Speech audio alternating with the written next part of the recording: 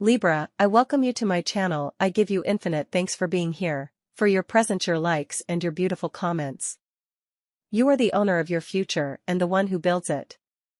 Take what you want to manifest to the universe, or what you feel is meant for you, and let the rest pass by. This is a general reading that you can view whenever you wish. If you like, you can complement it with your rising sign or your moon sign, as you prefer. So let's channel Libra and receive messages from your guides, masters, or ancestors, according to what you're manifesting, thinking, or feeling. The first card you have is the Two of Cups. In the present, the Emperor appears, and for the future, you have the Queen of Wands or batons. Okay, with this, I see a lot of action. Your routine will be busy in the coming days, but that doesn't mean you won't be able to manage it. In fact, these cards show a lot of control amidst situations, and even an excellent you're directing, something that represents you a lot, or something you're passionate about doing.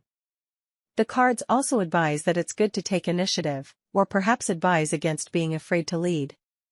Don't be afraid to say, I take charge of this, or I will do this. By coordinating with others, especially where you are more responsible, others will likely trust you more, and you'll become more of a leader, whether at home, work, or in household chores. Anything that is your responsibility or that you've said, I will do this week, is very likely where you will shine and things will go according to your plans. With the Emperor card here, I see that logically you have plans in mind or something that is already more structured in you, where you say, this is what I'm going to do, or I already know how to do a certain thing. It could also mean that someone of a fire sign, especially Aries, which repeats frequently here and is also your complementary opposite sign. Here you have the Two of Cups. Now, the Two of Cups often has a very romantic context, but this card here is a bit more spiritual. It involves the White Servant and the main character of the deck. However, it's also a very romantic card that often appears when there is a deeper connection with someone or when you feel you are with the right person. If you have a partner or are dating someone, or if there's someone you like and you're pursuing them, I see that they also like you quite a bit. Naturally, there's a lot of chemistry between you, and physical things might also happen. The Queen of Wands shows a sense of success, tranquility, and a bit of pride in the good sense that you feel proud of how things are going. There's also a woman of a fire sign, particularly Aries, Leo, or Sagittarius, who might represent help for you, or in other cases, collaborate with you on something significant. Let's see what else comes up further in the deck. You have the Devil as your friendly card, various reasons. It's an arcana often seen negatively, especially from a Catholic Christian perspective, where it represents evil. However, it's not necessarily bad in certain aspects, as in tarot interpretation, its symbolism can be viewed through other cultures and circumstances. For example, it also represents Capricorn and has a link with the Capricorn goat. It could appear when you're breaking free from deception, something you thought you couldn't get out of, where you were telling yourself you couldn't escape. It's a lie, it's the father of lies. So, spiritually, this is the backdrop.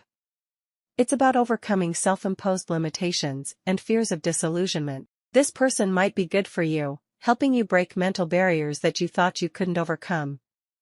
In other cases, it could signify maintaining some form of dependence that you need to control.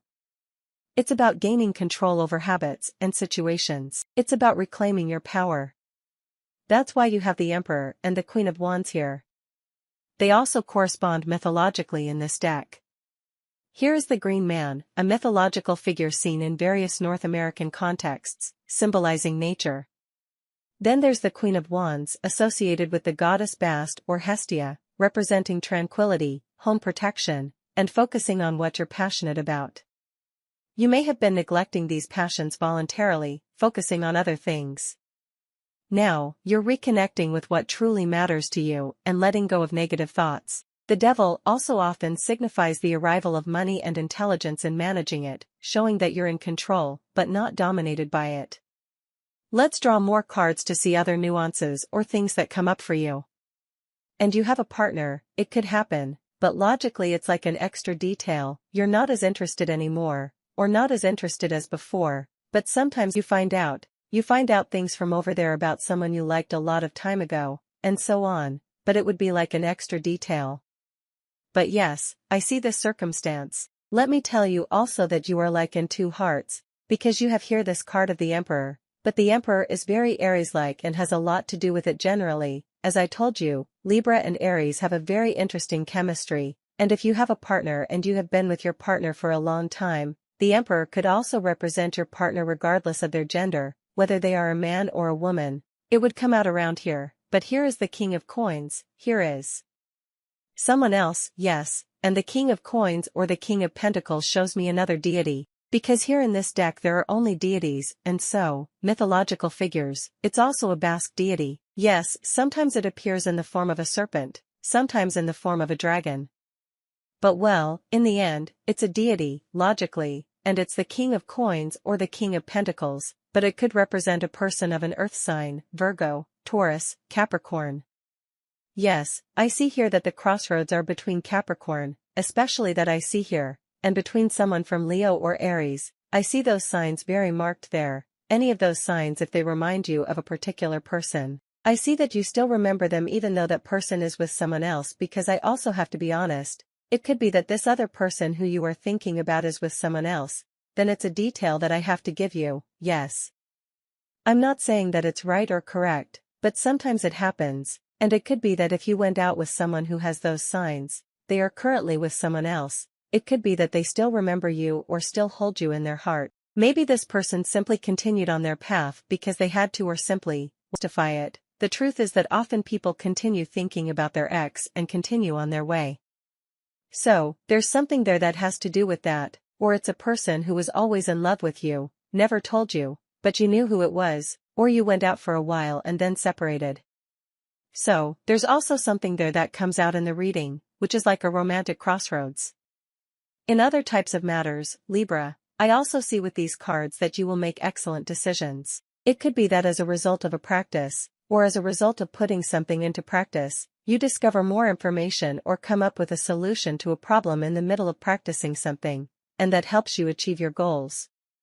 It's like you realize that there's a circumstance that the more you practice it, the better you become, logically, and you find more solutions. It's not about overthinking things too much, but about practicing. So, I see that it will be easier for you. You won't stay so much in thought, you will move to action, and this is what will allow you to make good decisions as you practice some discipline or something that is important for you to learn or that you need to know how to do. Let's see what else comes up here, Libra, let's see what else comes out or appears. Okay, here comes a 9 of Swords, the Chariot, the 3 of Swords. I want to know who this person is, Knight of Coins, the Magician. I'm going to draw one last card, and I'm going to draw the 5 of Swords. Well, I have several things to say, and you take what makes sense to you and let go of what doesn't, as always. Here's something that catches my attention, and it's that in your cards, a person of an earth sign appears, Virgo, Taurus, Capricorn, especially Virgo. Here specifically Virgo, but well, the data with the signs is just a reference, because logically it won't match 100%, but I see that this person at the moment you are not talking to them, or you have a fight with this person, 5 of Swords. What happened with him or her made you change a lot as a human being, so you don't talk to them, you stopped being the person you were and became something else. Or in other cases, you changed so much that you are no longer interested in talking to them. It's a card that I really like. It has to do with change, like from caterpillar to butterfly, and so when the caterpillar becomes a butterfly, it needs something else, right? When you change from one state to another, your needs have changed. You no longer need what the caterpillar needs, you have other conditions. This situation changed you so much that now you can't even stand to see them or you're defensive.